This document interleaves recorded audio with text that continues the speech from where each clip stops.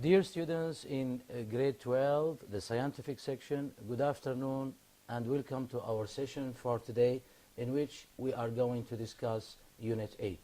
Well, dear students, dear colleagues in the field, let me first introduce and welcome my dear colleagues who are going to participate in this session.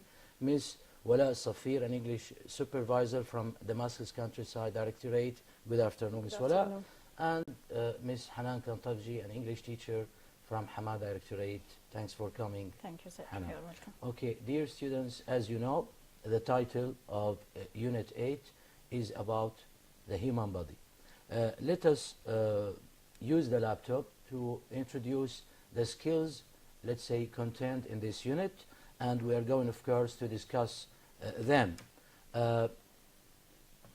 First of all, dear students, as you can see, as I said, Unit 8, the title is the human body. Well, first of all, when we talk, let's talk about the unit map. In this unit, as I said, in the listening skill, you are going to learn how to listen for details or specific details. When we talk about speaking skill, of course, you're going to learn how to ask for and giving information, asking for and giving information. In the reading skill, you are going to read a text about the human body. In writing skill, of course, you're going to learn how to write an online message.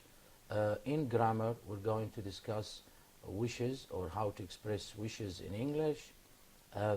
In pronunciation, we have a new skill in this unit, which is called syllable stress. In vocabulary, you're going to learn some body idioms. And when we talk about everyday English, we're going to learn how to ask for help. What expressions can we use to ask for help?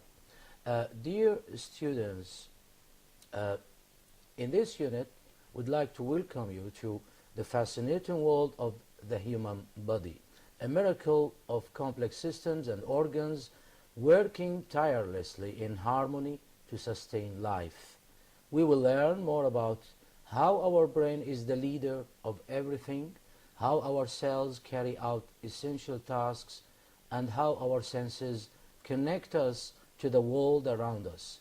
Let's go on this wonderful journey as we explore the remarkable complexity and beauty of the human body, an incredible machine beyond compare. Dear students, let us start with the first question for Ms. Wala. Ms. Wala, why is the human body considered a great machine? A lot of, let's say, scientists, people say that our body is a great machine, special machine, wonderful machine. Why? Yeah, as you mentioned, sir, in the introduction, the human body is considered a great machine because it performs several functions without rest from the moment of birth. Truly, our body continues to work without stopping for a second to keep us alive and functioning well. Thank you. So, because it performs, it carries out several functions at the same time without stop. Yeah. Thank you. Ms. Hanan, another question for you. Yeah. What are the main organs of the human body and what controls them? Yes, as you said, it is a machine, and this machine contains many organs. First, we can say the brain, the lungs, the kidneys, the heart, and the liver, of course. But all of these systems, or organs, are controlled by the brain. The brain controls every task function in the body. Good. So we have the brain, Yes. the lungs, the kidneys, the heart, and the liver. Yeah. All these organs are controlled By the brain. by the brain. Thank you. Another question for Ms. Wala. What are the main systems of the human body, Ms. Wala? Yeah, actually, the human body is a complex organism which has various systems, such as the digestive system. We have excretory system, circulatory system, endocrine system, nervous system, and muscular system, each carrying out a major function like digestion, breathing, getting rid of waste materials, etc. Thank you. Of course, each system has a special function. The digestive system, for example, is responsible for getting rid of the waste material. Excretory system is responsible for what? To digest food, and here excretory system to get rid of the waste. Circulatory system is responsible for the movement of blood inside the human body, and endocrine system is responsible for producing glands in the human body. Immunity. Yes. Nervous system for nerves. Muscular systems is responsible for muscles and for how movement. for movement, each carrying out, as I said, a major function. Good. We can see very clearly on the screen, dear students, all these systems. Thank you. Another question for Miss Wala, Miss Hanan, sorry. How does the brain, Miss Hanan, control the functions of the human body? Yes, as we said, it is the most important organ. Here the brain acts as the control center for the body, giving us intelligence or cleverness to use our physical and mental abilities. Also, it controls all systems and organs by sending signals through nerves to carry out various functions like breathing, heartbeat, digestion, and other tasks, of course. Good. Thank you very much. Thank you. I think now the paragraph is very clear on the screen. The brain acts as the control center of the body, giving us intelligence to use our physical and mental abilities. It controls all systems and organs, sending signals through nerves to carry out, to do, to perform various functions like breathing, heartbeat, digestion, etc. Thank you. Miss Hanan, Miss Wala, how many cells does an average person have? Let's talk about the number of cells. Of course, here I think it is a good question because we have, let's say, different points of view about the number. What is the role of these cells in the human body? Yeah, in fact, and according to a recent research, an average person is estimated to contain trillions of human cells, including neurons, which are also called nerve cells, and we have also glands, which are specialized cells. Glands, the function of glands is to produce hormones and enzymes that in turn perform different functions essential for bodily processes such as growth, immunity, etc. Good. So we have trillions of human cells inside the human body, including neurons and glands. Glands, of course, are responsible to, let's say, to produce hormones and enzymes that perform different functions essential for bodily processes. Another question, Ms. Hanan, how does the human body protect itself from external threats? Yes.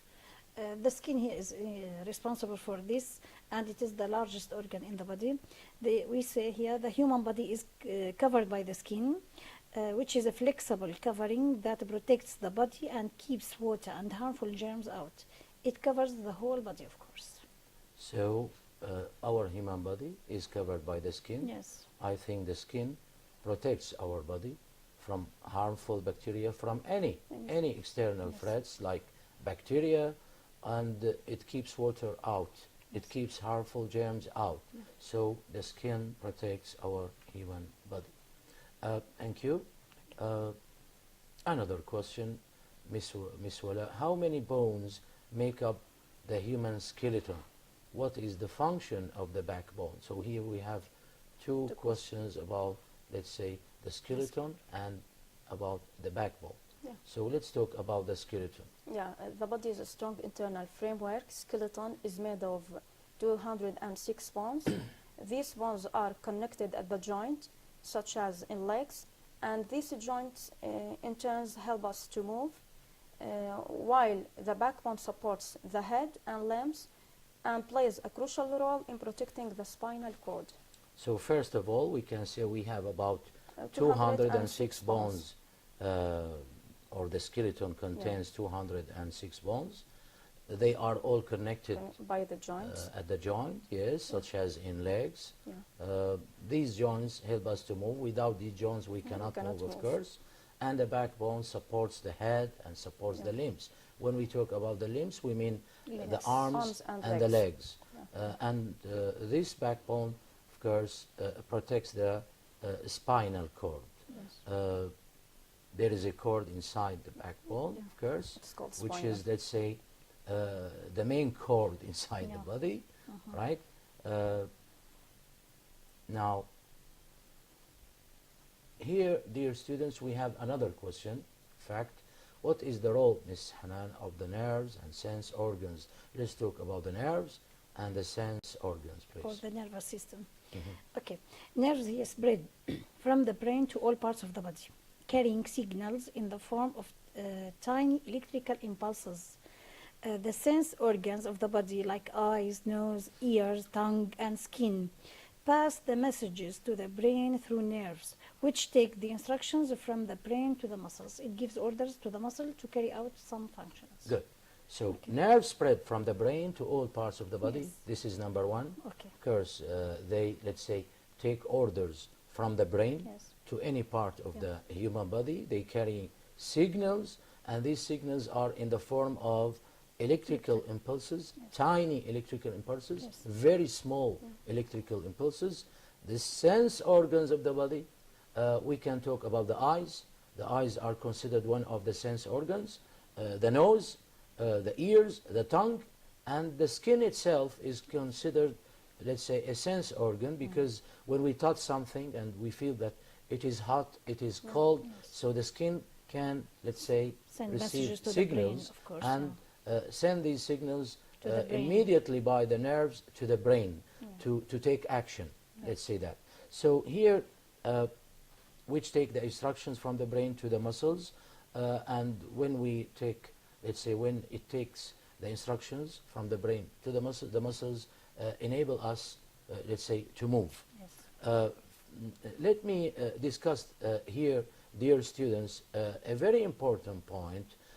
All students in the baccalaureate, they are all supposed to have these, let's say, information in science. So I'm sure that you must have studied all these information Yeah. in your book, science, in science books. Yeah. So you have studied all this information. You know about all these things in Arabic. We want you to let's say, to discuss these things simply by using simple words in English. This is what we want. That's why we repeat many times in our sessions, to enable you to speak English. We don't care about Arabic now. We are here teaching English. So sometimes, as you can see, we slow down our speed when we speak. We repeat many times because we care about, let's say, the weak learners, because we have fast learners in English, we have strong students, and at the same time, in any classroom, we have weak students. So they have, let's say, weak ability to speak or to follow us. That's why we repeat many times. That's why we repeat the word maybe tens of times to make you able to pronounce the word and to understand the meaning of all words in your units. So please, I'm talking now for teachers. My speech is for teachers, is not to focus on translation, but to focus on the ability of expressing things. I mean, speaking, make your students able to explain these things in English, not to translate into Arabic. So we don't care about, let's say, translation, of course, because it is a traditional method. We care about the modern methods of teaching the language, to be able to speak, to be able to explain, to be able to use your own words to talk about any point in your unit. So let's continue. I think now we have an important question. What is the peak age for physical growth in humans? What are some common physical changes that occur as we age? Who can answer? Yeah. Okay, Wala, please. Yeah, from the moment you are born, our bodies keep on growing. The peak physical growth is typically reached at about 18 to 25 years of age. So it varies. It depends on each person. Yeah, But the physical growth, let's say, yeah. The can be peak, reached yeah. from 18 to 25. So it varies from one person to another. Yeah. Good.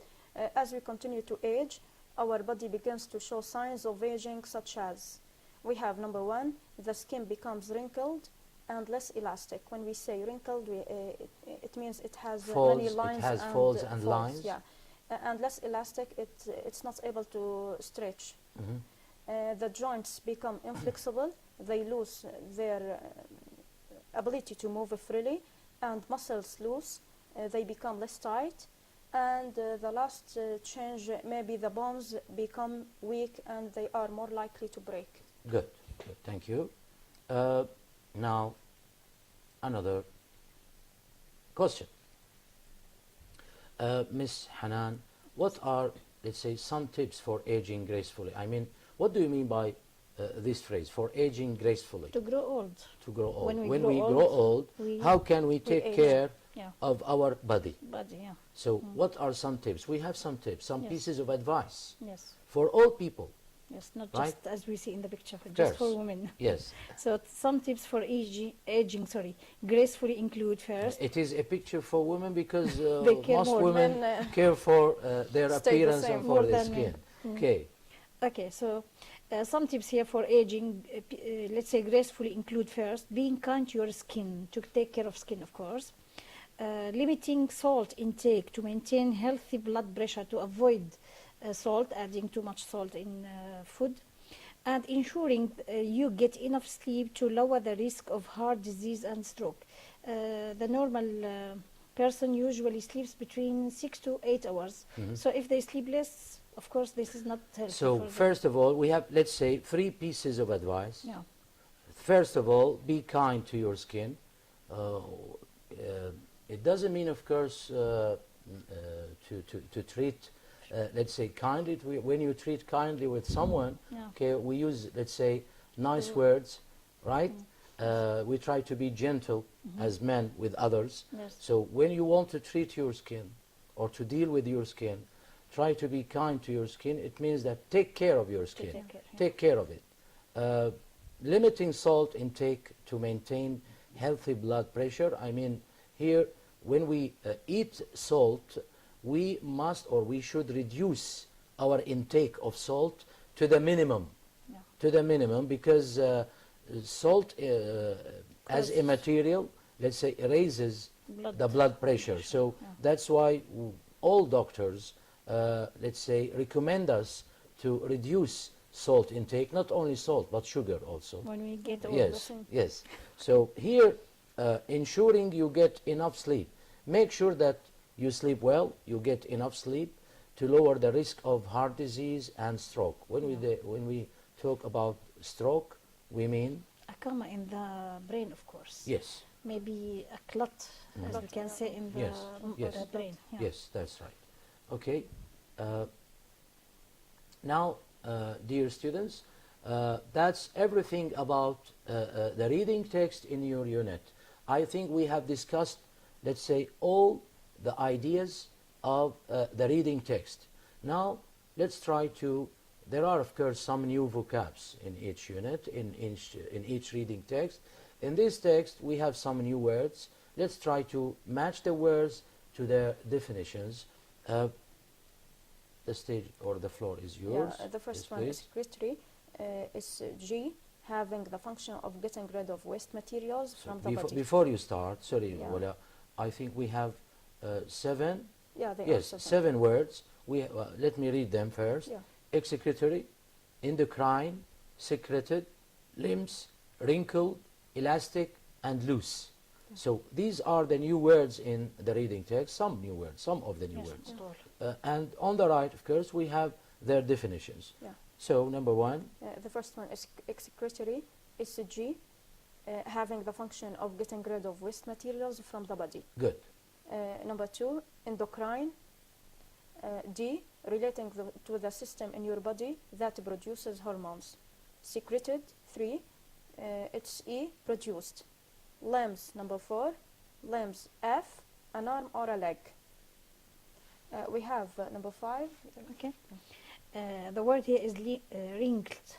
Wrinkled, it means, of course, with the small lines and folds. Elastic, it's an adjective, of course. It means capable of stretching. Loose, it is A, a verb. To make less tight or to loosen also as a verb. Yes, thank you very Thank much. you.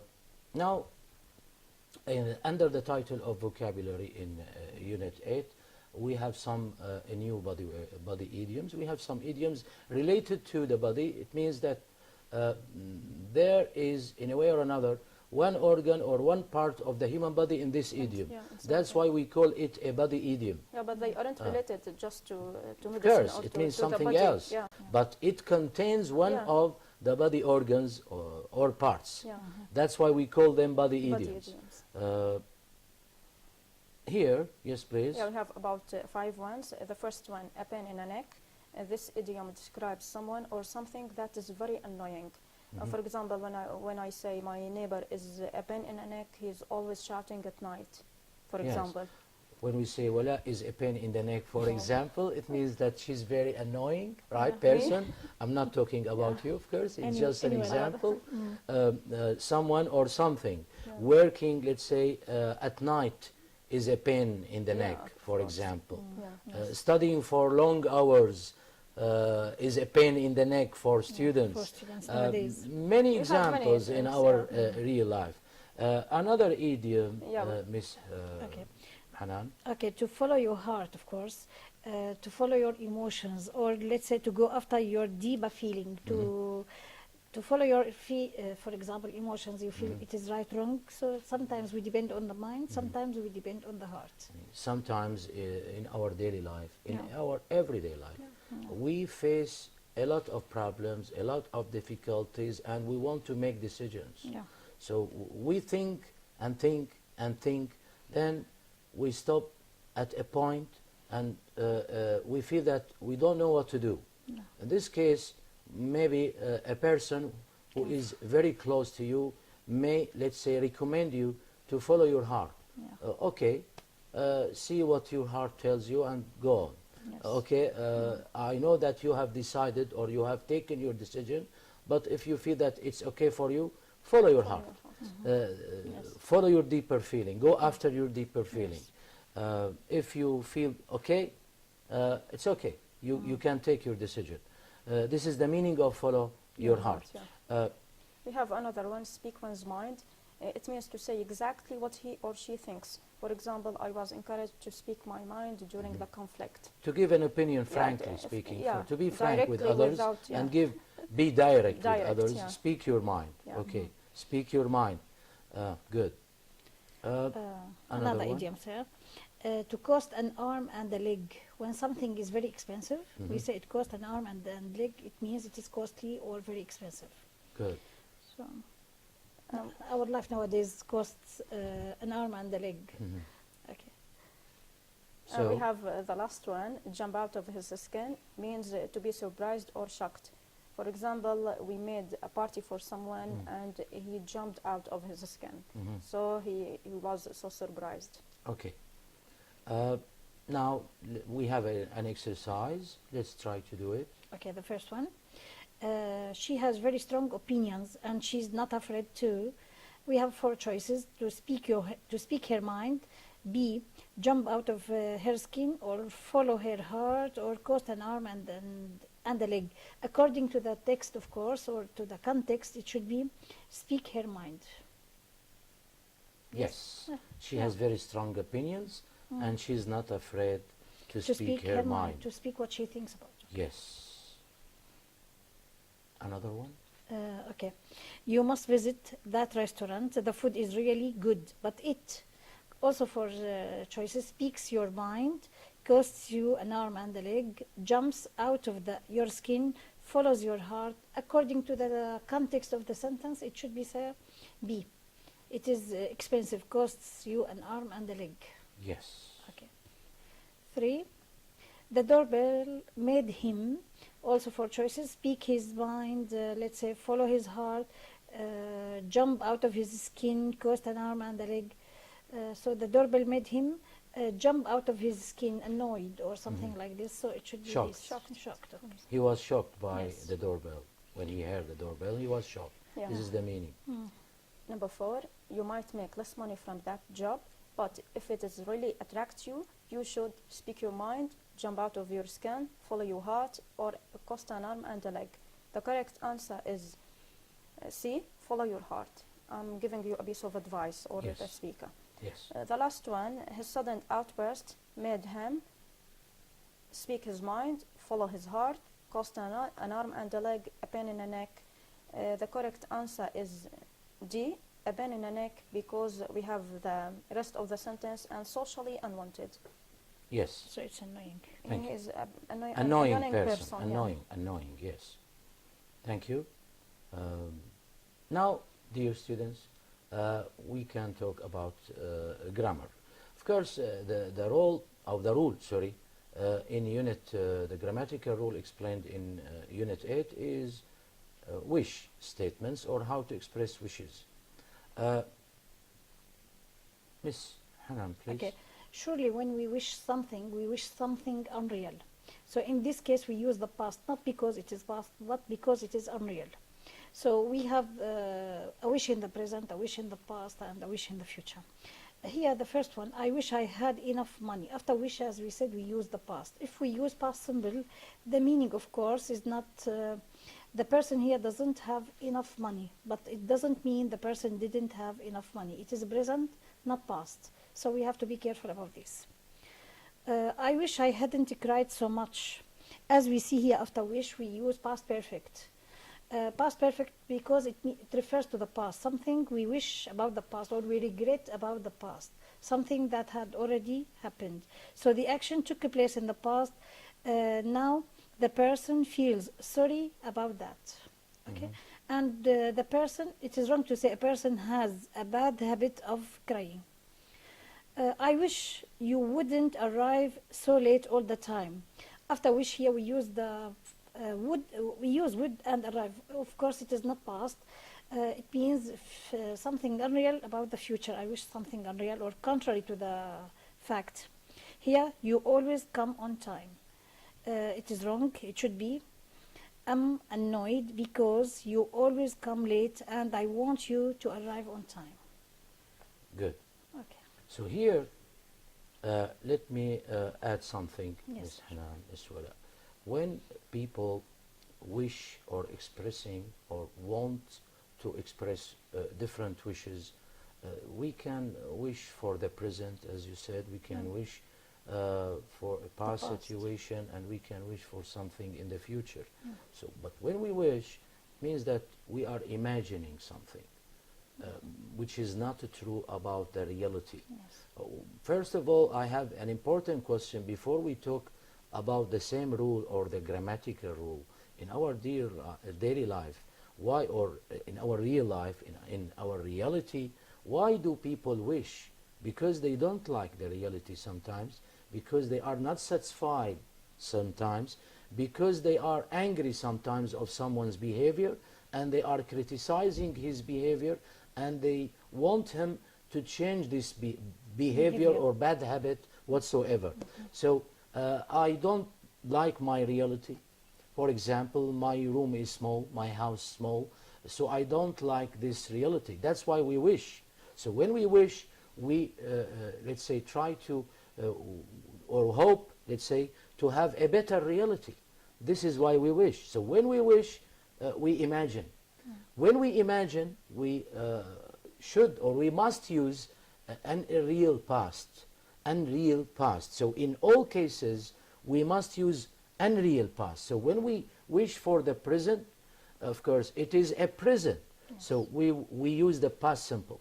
When we wish about the past, we have to use, as you said, the past perfect.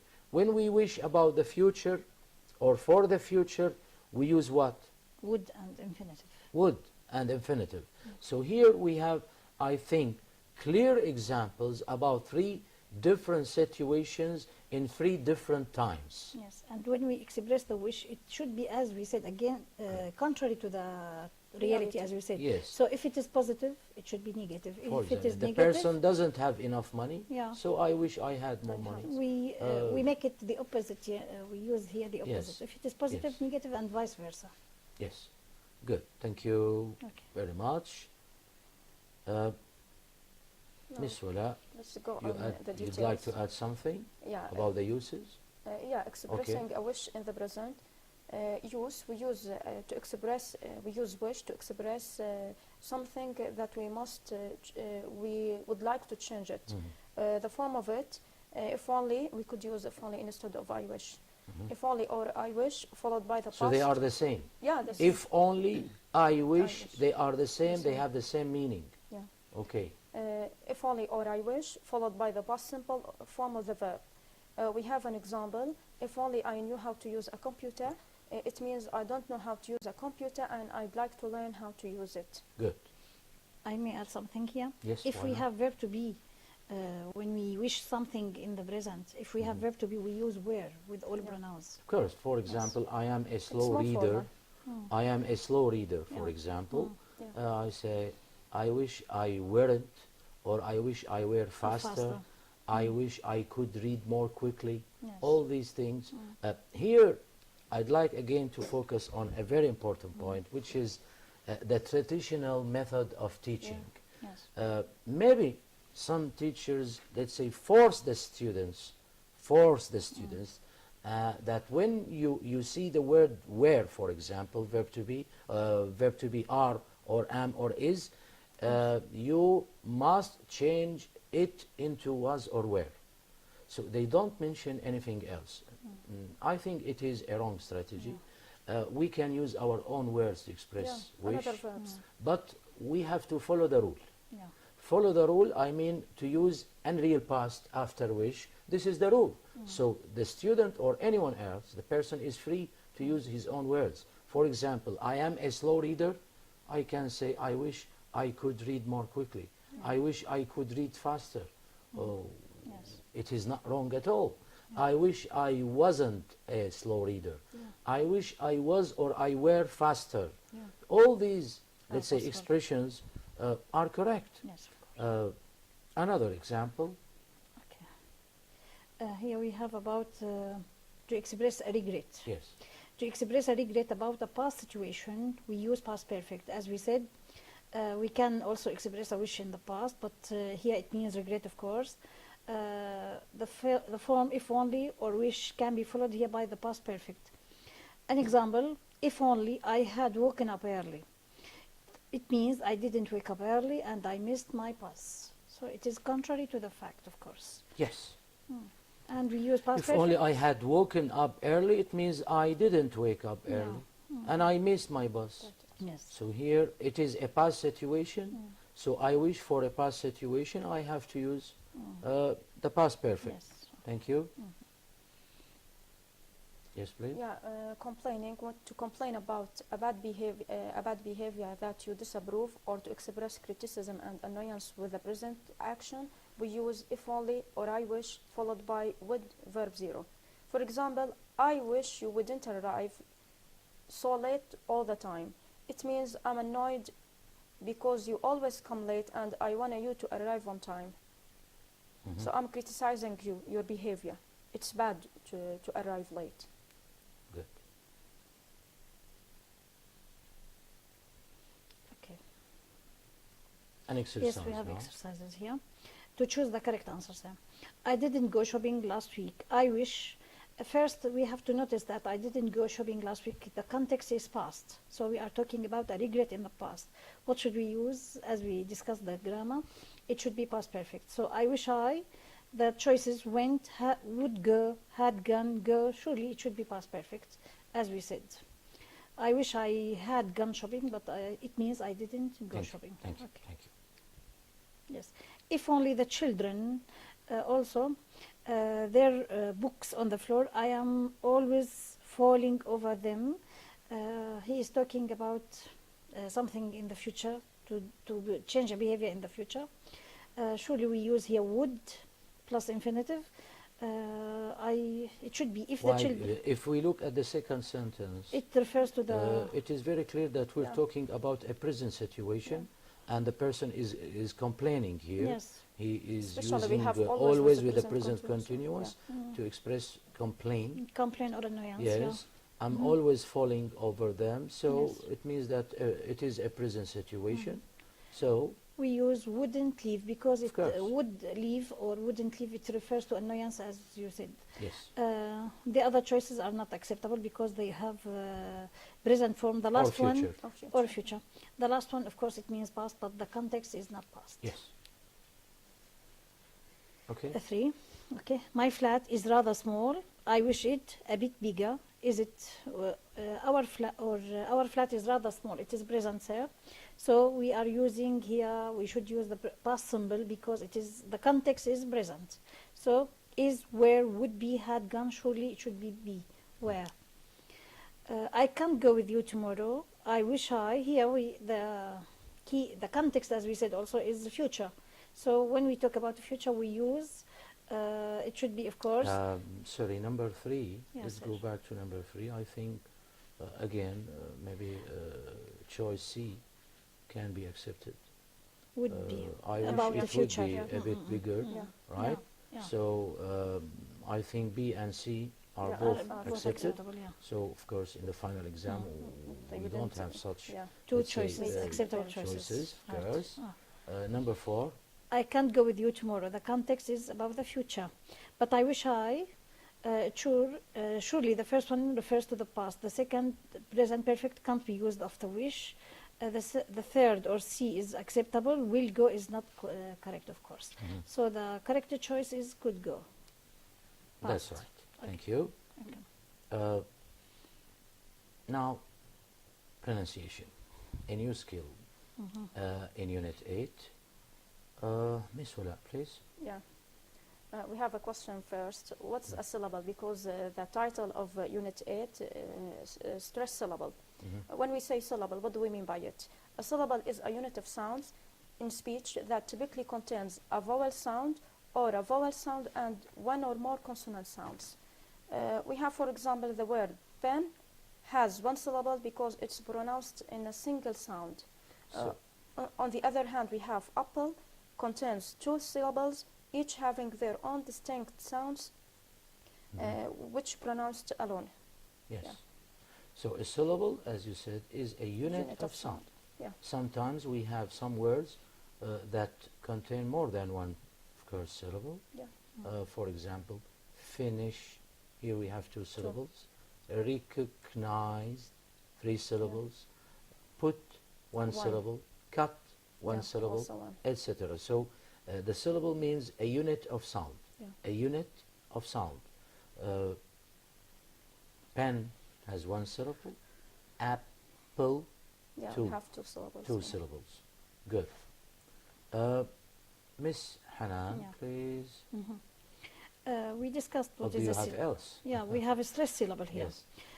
When we say stress, we refer here to something that is heavy, louder, longer. So stress is saying a word or part of a word longer, louder, with a higher pitch and full pronunciation. Good. So when we stress a syllable, we should pronounce it longer, Louder, higher pitch, yeah, yes, with a exactly. higher pitch. Mm. So we raise our voice to stress this to show part. that, yeah, to show Yes. that it is stressed, yeah. Yes, yes. And every word in English has at least one syllable, surely. Some words more, but at least one syllable. yes. Every word in English has also one syllable that is stressed. Good. So when it is one syllable, the whole syllable is stressed. Yeah, But when we like have it. two or more, one surely is stressed. Yes. Okay, that's all. Okay. First rule. Yeah, the It's, first rule, we have first an example. We have option. In the word option, which is a noun, the stress falls on the first syllable. O, we say option, with a long vowel sound that's pronounced more forcefully and clearly compared to the second syllable, which is option. shin. Yeah, Option. option. So up is Yeah, stressed. stressed. Up. Yeah. Shin. And the word here, it's a noun. Good. A noun with two syllables. Another example. Yeah, we have another example here. We have present. In the word present, when used as a verb, the stress falls on the second syllable. If it is a Yeah, verb. it's a verb, but the same word, it's a noun. When it's a noun, we stress, of course, the first syllable, Mhm. because it's two-syllable word. Present. Yeah, Yeah, Present. as a verb. Yes. it's Yeah. a verb. It can be also a noun. So An the, adjective. the rule say nouns with 2 syllables usually have the stress on the first syllable. While verbs with 2 syllables usually have the stress on the second syllable. Good. This is the difference between nouns and verbs. Yeah. Good. Good. In the new edition for the next year, we have mentioned only nouns and verbs. Frankly speaking, we, let's say, didn't mention adjectives. We focused on nouns and verbs for the students in the unit. Okay. Okay. Another rule, sir. Yes, please. Here, just a minute. Something went wrong. Rule number 2. Yeah. Syllable stress. Syllable stress is it this? Yes. Let's talk about words with more than 2 syllables. Miss Wala talked Okay. about the words With one that syllable. contain One only syllable. 2 syllables. Now we have words that contain more than Yeah. 2 syllables. Okay. Here So, syllable stress here is often determined by the prefixes and suffixes that have been added to the basic form of the word. So some words at the beginning we add a syllable that is called a prefix, and some words have an ending called suffix at the end, of course. yes, the So- prefixes are some letters added to the beginning of the word, word which to make change a the new meaning. words, Yeah. or to make the opposite Yeah. meaning Change the sometimes. meaning. Sometimes. Yes. To make a new words, Yeah, let's say that. And the suffixes are again a group of letters added to the end of the word, not to the beginning of Yes. the word. And change the Again, class to of the make a word. new words. Yeah, class of the word, for example. Class, from class, class of adjective, verb, we yeah. mean if it is a verb, it Yeah. becomes a noun, an Yes. adjective, Yeah. etc., an So- adverb. Yeah. For example, quick, quickly. Yes. Yeah. So quickly is an adverb, quick is an adjective. So when we add ly, it becomes an adverb. Yeah. Yes. So a different class. Yeah. Good. So either we add at the beginning or at the end prefixes and suffixes, they are not stressed at all. Good. So this Okay. is the rule. Yes, this is Simply, the rule. simply speaking, prefixes and suffixes are not stressed in English words. At all. Yeah. Good. Okay. Here, the stress should be before the suffix if the word ends with one of these suffixes here. Letters. Letters or to endings. make adjectives maybe or something else. IBLE, like here, responsible. The SIPLE this is the suffix. So we stress the syllable that comes That before. comes before this ending. Yeah. Let's say so that. it should be responsible. Mhm. If the ending is ENT, Insufficient. insufficient, Insufficient. we stress the syllable before the suffix. Sufficient. Sufficient. Yes. We stress on Fi- the syllable before shunt. Yes, exactly. Sufficient. Yeah. Yes. If the syllable here, if the suffix is Ambitious. IOUS, like Yes. ambitious, we stress also the syllable before the suffix. Good. Able, predictable. Predictable. Yes, exactly. And the last word here, Possible. impossible. Possible, impossible. Okay. So we stress the syllable. Yes. Yeah. Yes. Okay. Yes. Okay. I think it is very clear. Thank you. Again. yeah, we have Ms. another rule.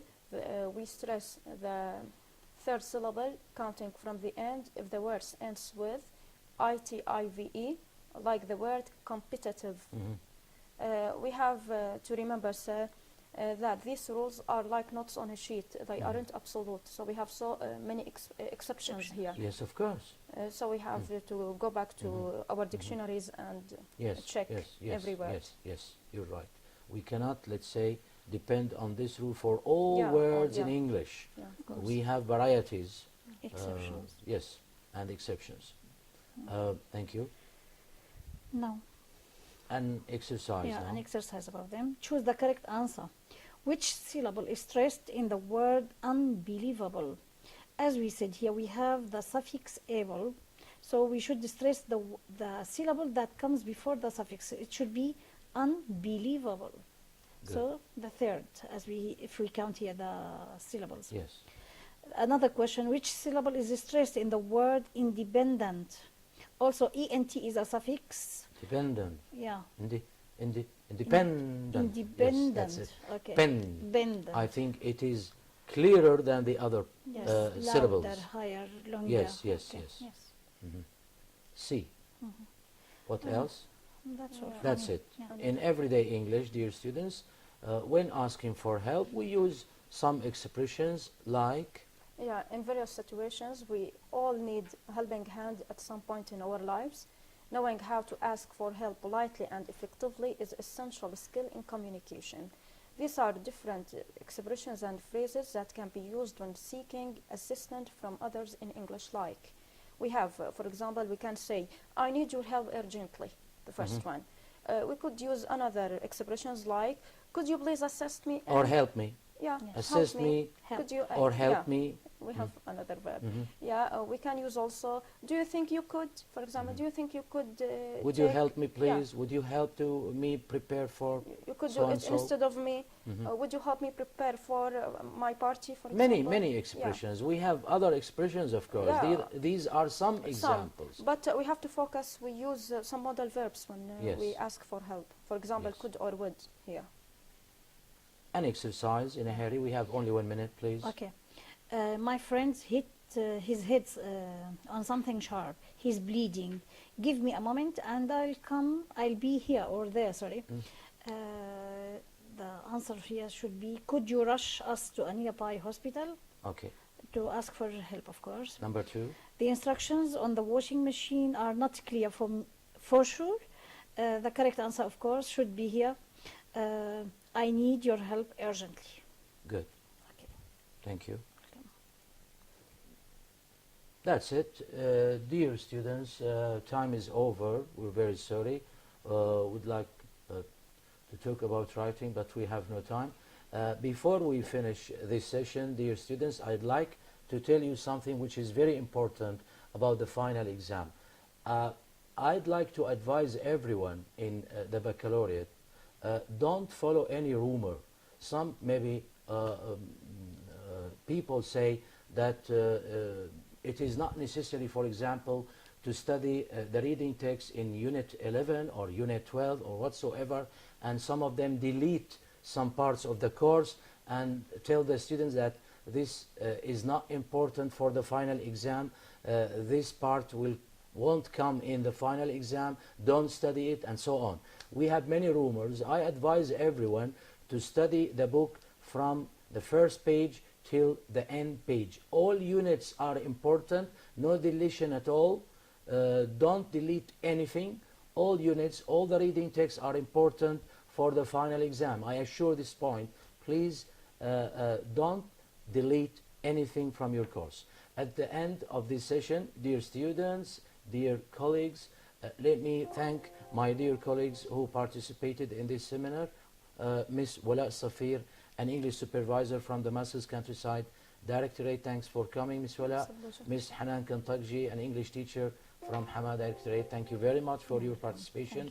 Dear students, till we meet in other sessions, we wish you all the best and goodbye. Thank you.